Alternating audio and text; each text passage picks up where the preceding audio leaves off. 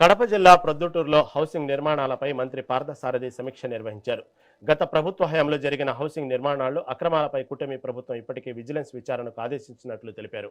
Housing నిర్మాణాల్లో ఎవరైనా అవినీతికి పాల్పడినట్లు తేలితే వారిపై కేసులు నమోదు చేస్తామని మంత్రి స్పష్టం చేశారు. జగనన్న కాలనీలో అసంపూర్తిగా ఉన్న ఇళ్ల నిర్మాణాలను పూర్తి చేసి లబ్ధిదారులకు న్యాయం చేస్తామని హామీ ఇచ్చారు. గత ప్రభుత్వం నిలిపివేసిన హౌసింగ్ పనులను కూటమి ప్రభుత్వం పూర్తి చేస్తుందని తెలిపారు.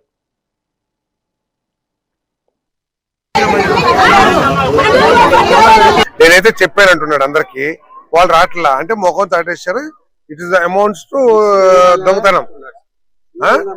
ఆల్రెడీ ఇంత ముందు కేసులు ఎవరి పెట్టారా?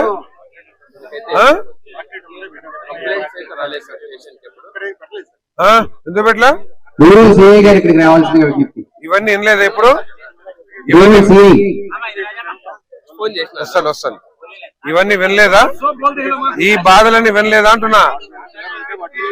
6,000 చిల్లర లెక్కలు చెప్పేసి ఇచ్చేబాకో. ఈ బాధలన్నీ విన్నావా లేదా? విన్నావు కదా. విన్నప్పుడు ఎందుకు కేసు పెట్టలా? ఏం రెక్టిఫై? డబ్బులు తీసుకుని డబ్బులు లెక్క అదే. ముందు కాంట్రాక్ట్ పిలవండి. ఎందుకు రాలి మరి ఇప్పుడు దాకా?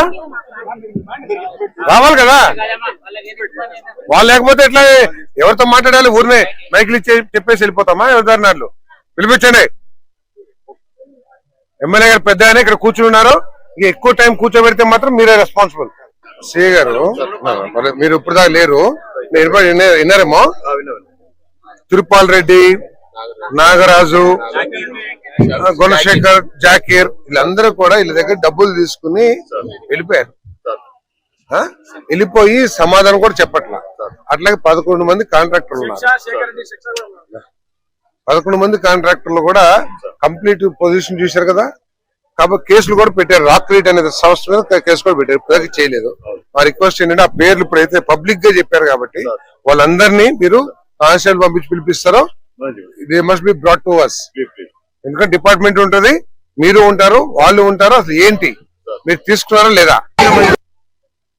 ఇటువంటి అవకతవకలు, అవినీతి రాష్ట్ర వ్యాప్తంగా కూడా జరిగిందని విషయం ప్రభుత్వం దృష్టికి వచ్చినప్పుడు ప్రభుత్వం రాగానే మరి ఒక విజిలెన్స్ రిపోర్ట్ వేయటం, విజిలెన్స్ కమిషన్ వేయటం, వాళ్ళు ఎంక్వైరీ చేయటం, ఎంక్వైరీ రిపోర్ట్ కూడా సబ్మిట్ చేయడం జరిగిందని చెప్పేసి మనం చేస్తాం.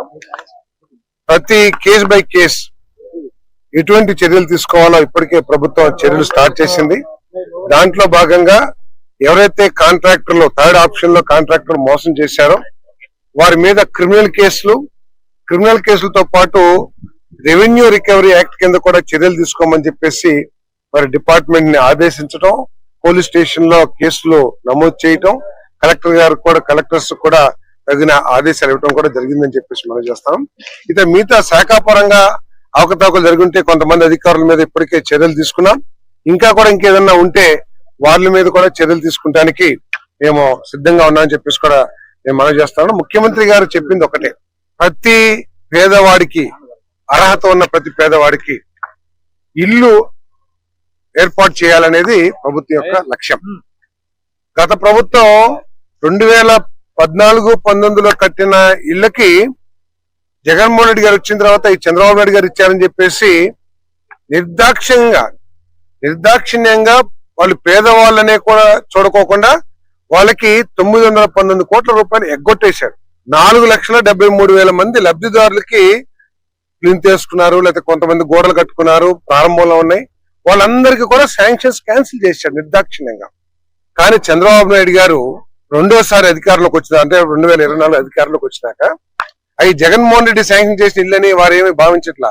అవన్నీ కూడా ప్రభుత్వం తరపు నుంచి పేదవాళ్ళకి ఇచ్చిన ఇల్లు, అవి కొనసాగించి పూర్తి చేయాల్సిన బాధ్యత అని చెప్పేసి మాకు చాలా స్పష్టమైన ఆదేశాలు ఇచ్చి వాటిని పూర్తి చేయండి అంటమే కాకుండా సమయాన్ని బట్టి టార్గెట్స్ కూడా నిర్ణయించడం జరిగింది.